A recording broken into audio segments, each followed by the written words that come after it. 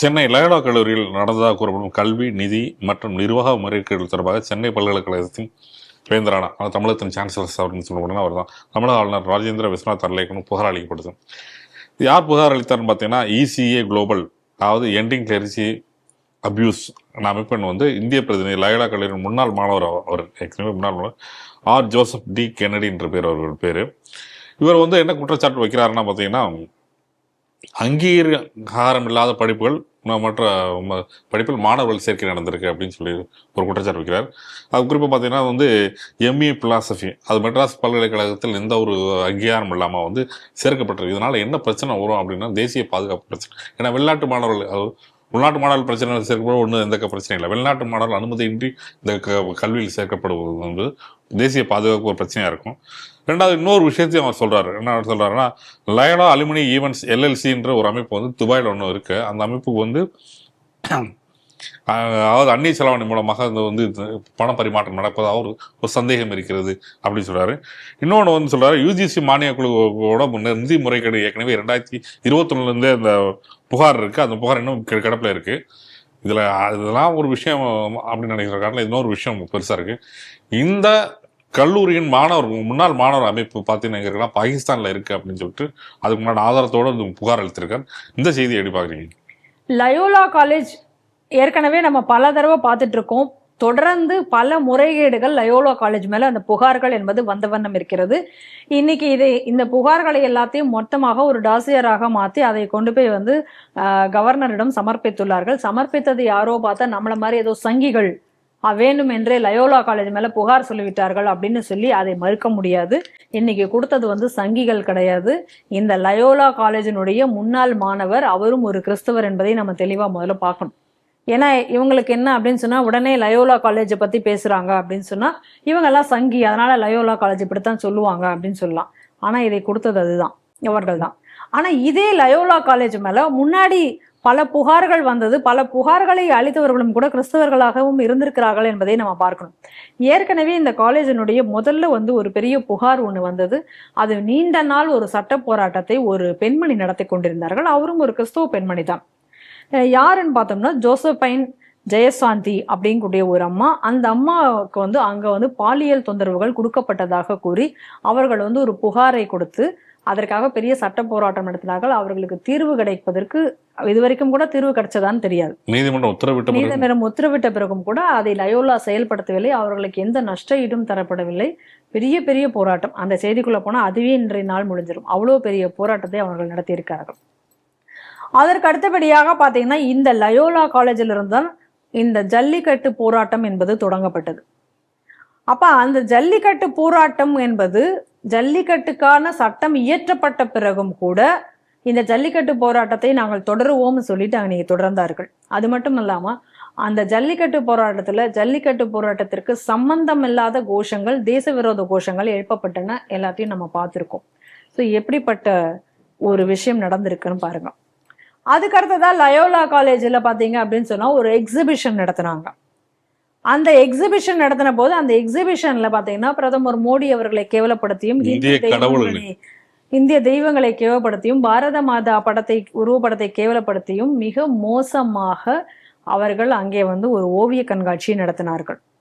அப்படிப்பட்ட அந்த ஓவிய கண்காட்சி நடத்தப்பட்ட போதும் கூட லயோலா காலேஜ் மேல எந்த விதமான நடவடிக்கையும் எடுக்கப்படவில்லை. சரி, இதற்கு அப்புறமெல்லாம் வந்து லயோலா காலேஜ் மேல பல புகார்கள். இன்னும் சொல்ல போனா அந்த லயோலா காலேஜில் இருக்கக்கூடிய நிலைமை இன்னைக்கு வந்து மிகப்பெரிய ஒரு டிஸ்பியூட்ல தான் இருக்கு. அதை பத்தியும் இது வரைக்கும் எந்த பதிலும் கிடையாது. அடுத்ததாக லயோலா காலேஜ் மேல மிகப்பெரியதாக வைக்கப்பட்டது இந்த நீங்க சொன்ன MA பிலாசபி கோர்ஸ். இந்த MA பிலாசபி கோர்ஸுக்கு எந்த விதமான அப்ரூவலும் இல்லாம, ஏற்கனவே இதே செய்தியை நம்ம செய்திகள் சிந்தனைகள்ல பண்ணோம். MA பிலாசபி அப்படிங்கிற அந்த ஒரு கோர்ஸுக்கு ஒரு பெரிய எந்த அப்ரூவலுமே வாங்காம, மெட்ராஸ் யூனிவர்சிட்டியினுடைய அப்ரூவல் வாங்காம இந்த கோர்ஸ் நடந்து கொண்டிருக்கு. இதற்காக வெளிநாடுகளிலிருந்து மாணவர்களை வந்து சேர்க்கையும் நடப்பிட்டு இருக்கு. இங்கிருந்தும் பல மாணவர்கள் சென்றிருக்கிறார்கள். இன் வாட் அக்கௌண்ட் தெரியாது, எப்படி அந்த பணத்தை எங்க என்ன பண்ணாங்கன்னு தெரியாது. இது ஏற்கனவே தேசிய மனிதவள மேம்பாட்டினுடைய விசாரணையில பெண்டிங்ல இருக்கு. இந்த செய்தி பார்க்குறோம். அதுக்கு அடுத்ததாக பார்த்தீங்கன்னா இப்ப இன்னொரு முக்கியமான ஒரு விஷயம் வந்திருக்கு. என்ன அப்படின்னு சொன்னா, துபாய் ரெஜிஸ்டர்டு ஒரு பிரைவேட் கம்பெனி வந்து இப்போ அவங்களுக்கு வந்து இதுல வந்து ஒரு சம்பந்தம் இருப்பதாகவும் அதுல இருந்து இவர்களுக்கு வந்து பணம் வருவதாகவும் அதுல ஒரு பெரிய வந்து ஒரு முறைகேடு நடந்திருக்கிறதாகவும் ஒரு குற்றச்சாட்டு வச்சிருக்காங்க. ஏற்கனவே யுஜிசிக்கு முன்னாடி என்ன இந்த லயோலா மேல குற்றச்சாட்டு இருக்குன்னா, பல கோடி ரூபாய் பணம் அது வந்து முறைகேடு நடந்திருக்கு அப்படின்னு சொல்லி அதுக்கான குற்றச்சாட்டுகள் இருக்கு. அதுவும் இது வரைக்கும் அதுக்கான விசாரணையோ இல்ல அதனுடைய மேற்கொண்டு அப்படியே நிலுவையிலே இருக்கு.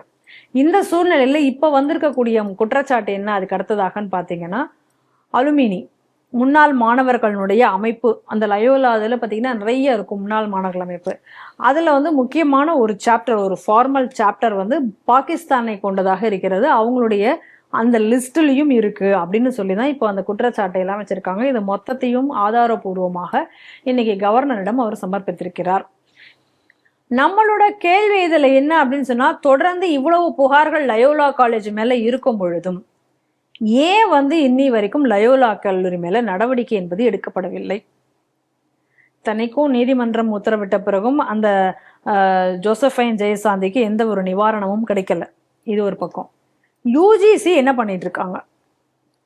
யூஜிசிக்கு முன்னாடி இவ்வளோ பெரிய ஒரு கொண்டு வந்ததுக்கு அப்புறமா இன்னும் நிறைய குற்றச்சாட்டுகள் சொல்றாங்க. மைனாரிட்டி இதுல வந்து ரெஜிஸ்டர் ஆயிருக்கு, நான் மைனாரிட்டி இதுலயும் ரெஜிஸ்டர் ஆயிருக்கு, அதுலாம் கூட பல முறைகேடுகள் நடந்திருக்கு அப்படின்னு சொல்லியிருக்காங்க. இந்த லயோலாவுடைய குற்றச்சாட்டுகள் முறைகேடுகளை பத்தி பேசினா அதுக்கே நமக்கு 20 நிமிஷம் வேணும்.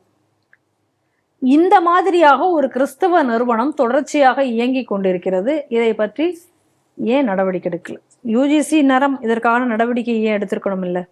சரி, இதுவரைக்கும் தேசிய மனிதவள மேம்பாட்டு கழகத்துக்கு முன்னாடி இந்த குற்றச்சாட்டு வைக்கப்பட்டு பல நாட்கள் ஆகிறது.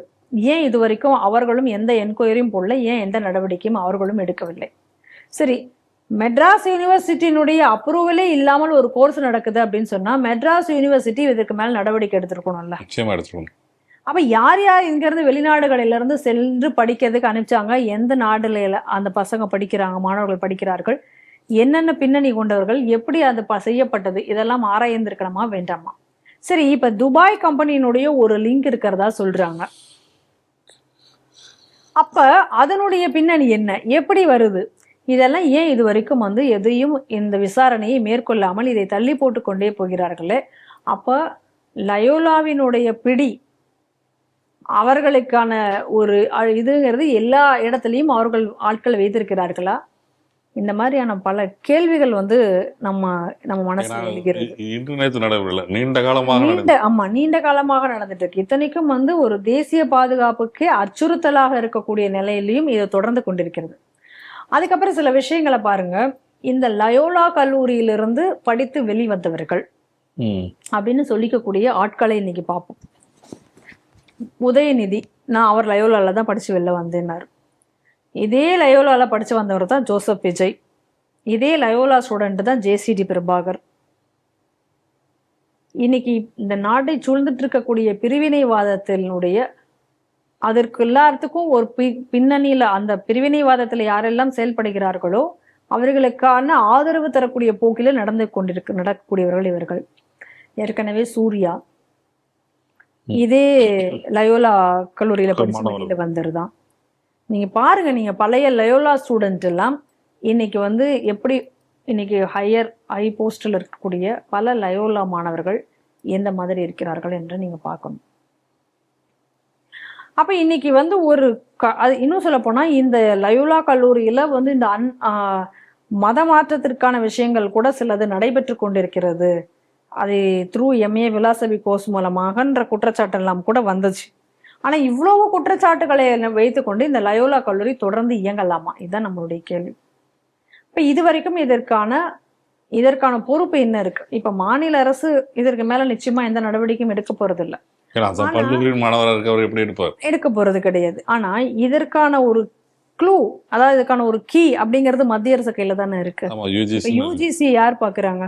மத்திய அரசு. ஏன் இவ்வளவு நாள் இதுல இருந்து கிடப்பில் போட்டு வச்சிருக்கிறதுக்கான காரணம் என்ன? ஏற்கனவே நீங்க வந்து வளர விட்டு ஜேஎன்யூ, அதுக்கப்புறம் நம்ம ஏற்கனவே நம்ம அலிகர் முஸ்லிம் பல்கலைக்கழகமா இருக்கட்டும், இங்கெல்லாம் என்ன நடக்குதுன்னு தெரியும். ஏற்கனவே இவர்கள் வந்து எப்படிப்பட்ட பிரிவினைவாதிகளை அங்கெல்லாம் உருவாக்கி இமாம் சர்ஜுலா இருக்கட்டும், கண்ணையா போன்றவர்களை எல்லாம் அங்கே அந்த பல்கலைக்கழகங்கள்ல அங்கேருந்து படித்து அதுலேருந்து உருவாகி நாட்டிற்கு எவ்வளோ பெரிய பிரச்சனை இவர்களால் உருவாச்சுன்னு நம்ம பார்க்குறோம். இன்னைக்கு லயோலாவிலும் இந்த மாதிரியான ஆட்கள் தான் வெளிவந்து கொண்டிருக்கிறார்கள் என்பதை நம்ம நோட் பண்ணணும். இவ்வளோ இர்ரெகுலாரிட்டியோட நீங்கள் அப்படியே இதை நீங்கள் வந்து தொடர்ச்சியாக இந்த லயோலா காலேஜை நடத்துவதற்கு அனுமதிக்க வேண்டிய அவசியம் என்ன? அப்ப என்ன காரணம், இதனுடைய பின்னணி என்ன அப்படிங்கக்கூடிய ஒரு மிகப்பெரிய ஒரு கேள்வி எழுகிறது இல்ல.